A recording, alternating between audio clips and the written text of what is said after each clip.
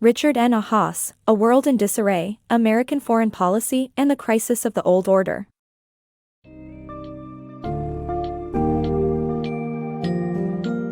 In a world that seems to edge closer to disarray, understanding the underpinnings of global peace and stability becomes all the more crucial.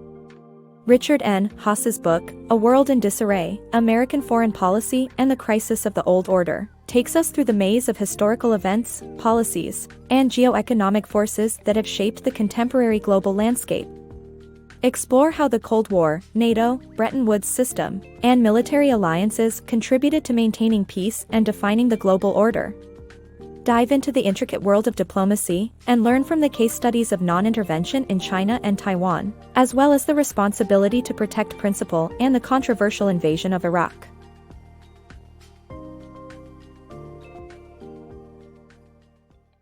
Cold War's impact on stability. Although it may seem that the world experienced a prolonged peace following World War II, this tranquility was actually a result of the global balance of power established during the Cold War era, 1947 to 1991. Military alliances such as NATO bound North American and European nations together, ensuring that an offensive against one would be treated as an offensive against all, thus discouraging military aggression. Additionally, financial initiatives like the Marshall Plan provided economic support to Western European countries, insulating them from the influence of the Soviet Union. Despite occasional incidents like the 1948 Soviet blockade of West Berlin, no all-out war emerged due to the prevalence of diplomatic efforts and the looming threat of mutually destructive nuclear confrontations between the United States and the USSR. This careful balance of power, along with a range of other factors discussed in the following sections, played a vital role in maintaining global stability during the Cold War. The post-World War II financial shift. The financial revolution post-World War II led to significant changes in the global landscape. The Bretton Woods system, International Monetary Fund, and General Agreement on Tariffs and Trade put the world on a trajectory toward economic unity, reducing the likelihood of armed conflict. Diplomacy played a crucial role, as the rise of the United Nations facilitated peaceful negotiations between world powers, making the world a safer place. Post-World War II, the globe experienced a considerable financial shift that would greatly impact international stability. A remarkable turning point occurred with the establishment of the Bretton Woods system in 1944. As the first cohesive global financial system, Bretton Woods introduced the US dollar as the world's reserve currency, linking all other currencies to its value. Additionally, this framework ensured that paper money was backed by gold, fostering stability and trust in global financial markets. Parallel to the Bretton Woods system was the creation of the International Monetary Fund, IMF, a financial institution designed to provide temporary loans to countries experiencing financial instability. This assistance proved valuable in preventing global turmoil and promoting well-being across nations. To further encourage economic unity, the General Agreement on Tariffs and Trade, GATT, was implemented, reducing costs associated with exports and imports across international borders. This move effectively stimulated the global economy, creating a strong network of interdependence while minimizing the risk of armed conflict. Diplomatic efforts played an indispensable role in upholding this new global order. The United Nations, UN, emerged as the primary platform for world leaders to negotiate their interests and settle disputes in a peaceful manner. The UN Security Council, responsible for overseeing global order, was even granted the authority to intervene militarily if necessary to maintain regional or worldwide peace. To ensure fairness, major world powers, the United States, Russia, and China, held veto powers, preventing the UN from being exploited to target a single nation. This intricate balance of finance, diplomacy, and global interdependence effectively maintained peace, even throughout the tense years of the Cold War. As a result, the world was fundamentally transformed, thanks to these groundbreaking financial, economic, and diplomatic innovations. Navigating complex global conflicts. In 1989, Chinese students gathered in Tiananmen Square to honor Hu Yaobang, a reformist communist. When the state responded violently, the United States faced a difficult decision on how to react. Ultimately, President George H.W. Bush chose a non-interventionist approach, driven by political and economic interests. A similar situation exists between the US, China, and Taiwan, a contentious issue since World War II. The US has managed these relationships without armed conflict, demonstrating the complexities of international politics in the post-World War era. During the spring of 1989, mourning students crowded into Beijing's Tiananmen Square to honor the late Hu Yaobang, a leader who had sought to reform China's government. As thousands gathered, the situation escalated when the Chinese military intervened, leading to numerous casualties. In such a precarious scenario, America's leaders were faced with a choice: intervene or stay out. President George H.W. Bush opted for non-intervention. One reason for this was the US's desire to uphold the political and economic benefits that came from maintaining a positive relationship with China.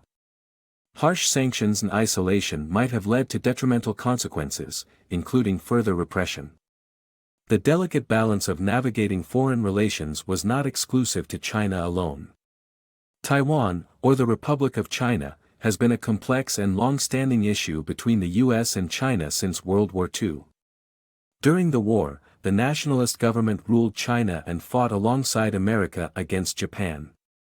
However, in 1949, Mao Zedong's communists assumed power, leading the nationalists to withdraw to the island of Formosa, which later became Taiwan. Despite ongoing tensions, China has never formally recognized Taiwan's independence, nor has Taiwan acknowledged China's authority.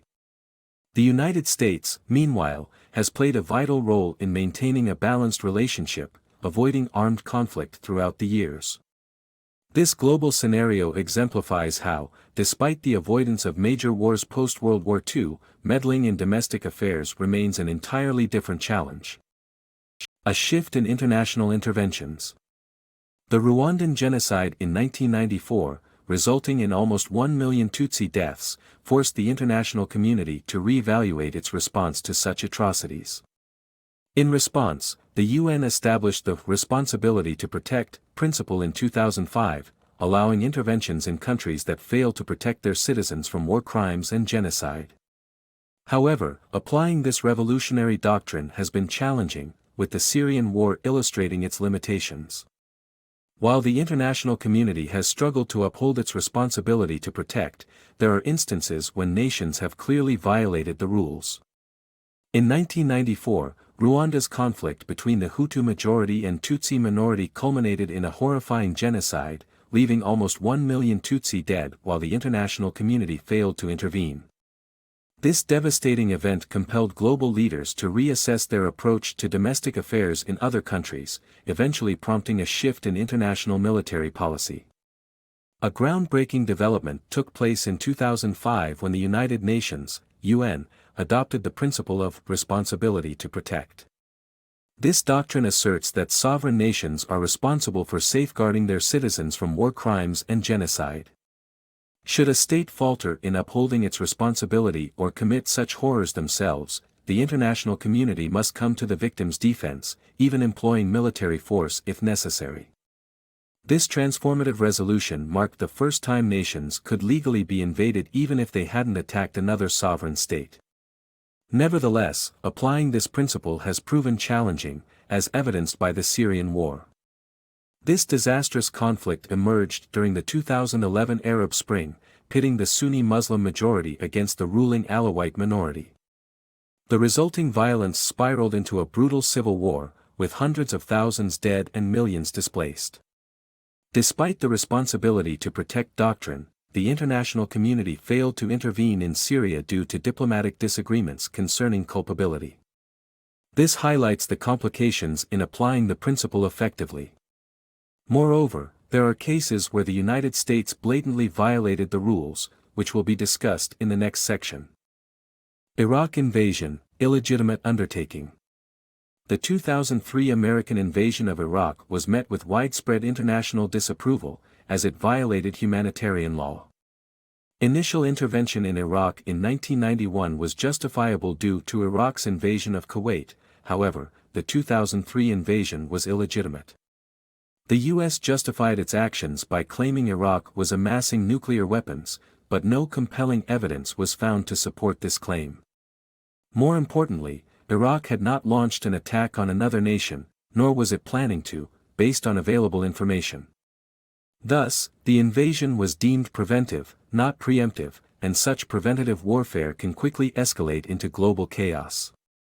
In 2003, America's decision to invade Iraq led to a sharp decline in its global popularity. People worldwide condemned this action as a breach of humanitarian law. Although the invasion faced initial disapproval, the true extent of its inappropriateness became evident once the situation calmed down. To understand the illegitimacy of the 2003 invasion, it's crucial to examine its historical context. In 1991, President George H.W. Bush's administration deployed troops to Iraq during the Gulf War as a response to Iraq's attack on Kuwait. This military intervention was technically justifiable since it aimed to protect a sovereign nation. However, the 2003 invasion differed in its motives and justifications.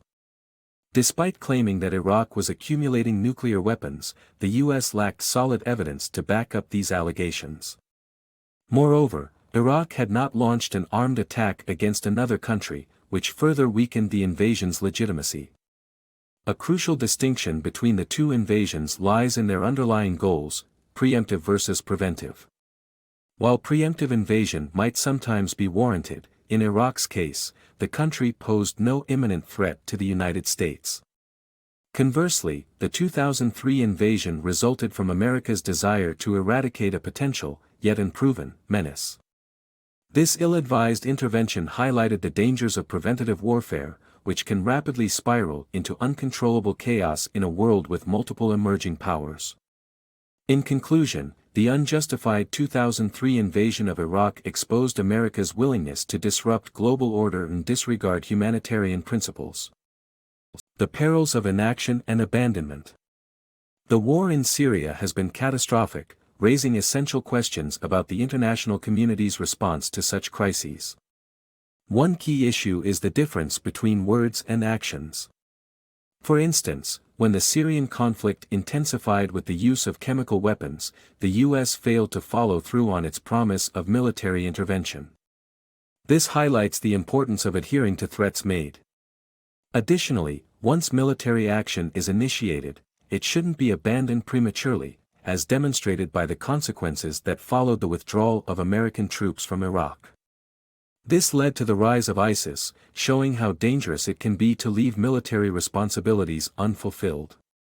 The devastating Syrian war has sparked essential debates about the international community's obligations during such catastrophes.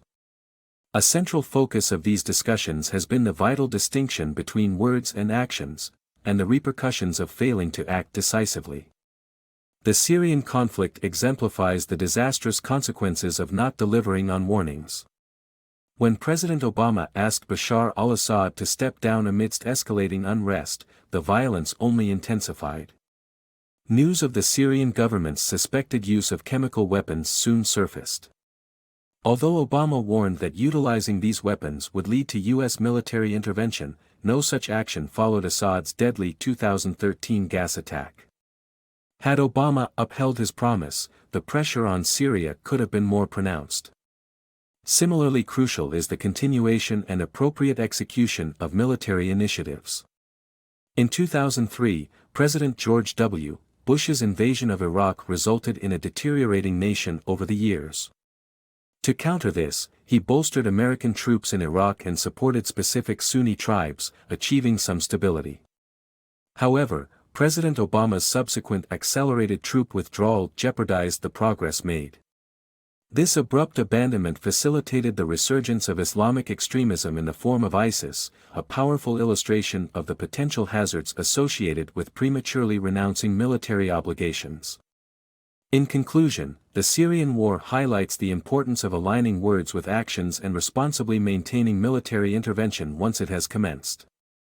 These lessons should guide the international community's approach to future crises, ensuring that we respond thoughtfully and conclusively to avert further tragedies.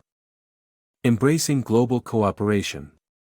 In today's world, It is not uncommon to feel anxious about the increasing reach of countries like Russia and China. However, these countries are likely not focused on aggressive territorial expansion. Instead of fretting, the West should seize the opportunity to collaborate with Russia and China, creating a more stable global order. Learning from the restricted cooperation of the Cold War era, this approach should entail fewer preconditions. Prioritizing diplomacy and restraint, especially in matters involving domestic affairs of the other nations, is key. Promoting economic collaboration, the United States should avoid disrupting Russia and China's bilateral agreements. By fostering a prosperous environment for all major players, the West is better positioned to navigate a world defined by interventionist politics and the emergence of three dominant powers.